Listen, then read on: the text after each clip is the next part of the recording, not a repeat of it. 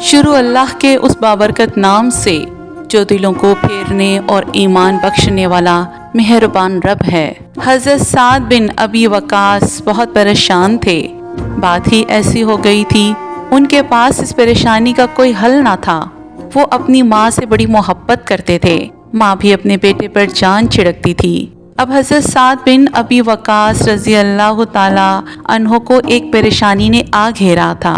اس پریشانی کی وجہ سے انہوں نے ماں کا حکم ماننے سے انکار کر دیا تھا۔ انہوں نے آج تک اپنی ماں کی کوئی بات نہ ٹالی تھی، مگر اب وہ مجبور تھے، اپنی ماں کا حکم نہیں مان سکتے تھے۔ یہ سوچ کر ان کی آنکھوں میں آنسو آ گئے۔ ماں بھی اپنی بات پر قائم تھی، اس نے کھانا پینا چھوڑ دیا تھا۔ اس سے حضرت سعد بن ابی وقاص رضی اللہ تعالی عنہ کو بہت زیادہ تکلیف پہنچی۔ اپنا یہ دکھ کسی سے بیان نہیں کر سکتے تھے، کسی کے پاس اس کا حل نہ تھا۔ وہ دن رات اسی پریشانی میں گھلتے رہے، بار بار ماں کے پاس آ کر کہتے، آپ کھانا کھا لیں، مجھے افسوس ہے کہ میں آپ کی یہ بات نہیں مان سکتا۔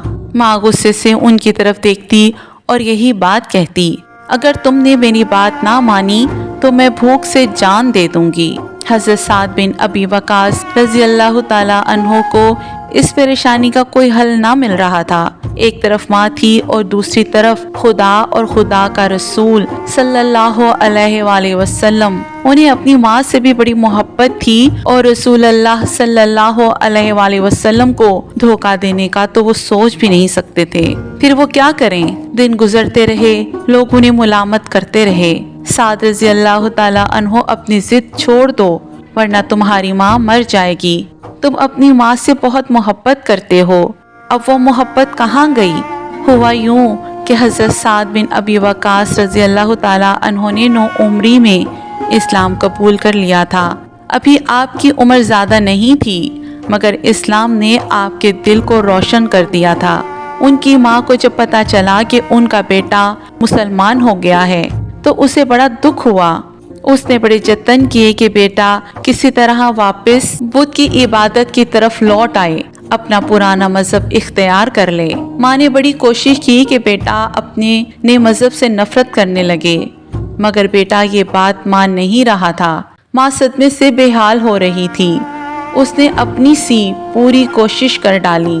جب حضرت سعد بن ابی وقاص رضی اللہ تعالی عنہ نے ماں کی بات نہ مانی تو ماں نے آخری حربے کے طور پر کھانا پینا چھوڑ دیا کہ اب تو بیٹا میری بات مان لے گا۔ ماں نے اعلان کر دیا، میں اس وقت تک کچھ نہیں کھاؤں پیوں گی جب تک میرا بیٹا اپنے پرانے دین کی طرف واپس نہیں آ جاتا، چاہے اس میں میری جان ہی چلی جائے۔ حضرت سعد بن ابی وقاص رضی اللہ تعالی عنہ نے یہ دیکھا تو بہت گھبرائے۔ انہیں اپنی ماں سے بہت پیار تھا، وہ ماں کو تکلیف میں نہیں دیکھ سکتے تھے۔ ماں تو اپنی بات پر قائم تھی کہ اپنے پرانے دین کی طرف لوٹ آؤ۔ اب ان کے لیے واپسی کا کوئی راستہ نہ تھا۔ وہ رسول اللہ صلی اللہ علیہ وآلہ وسلم کا ساتھ نہیں چھوڑ سکتے تھے اور ماں کو بھی ناراض نہیں کرنا چاہتے تھے۔ آخر کریں تو کریں کیا؟ کچھ سمجھ نہیں آ رہا تھا۔ پھر انہوں نے ایک فیصلہ کیا۔ وہ اپنی ماں کے پاس آئے اور بولے، ماں تم کچھ کھا لو، جب تک تم میری بات نہیں مانو گے میں کچھ نہیں کھاؤں گی۔ ماں کا یہ جواب سننا تھا۔ آپ کہنے لگے، ماں میں تمہاری یہ بات نہیں مان سکتا۔ اگر آپ کے جسم میں 100 جانیں ہوں اور وہ ایک ایک کر کے میری آنکھوں کے سامنے آپ کے جسم سے الگ ہونے لگیں، پھر بھی میں دین اسلام کو نہیں چھوڑوں گا۔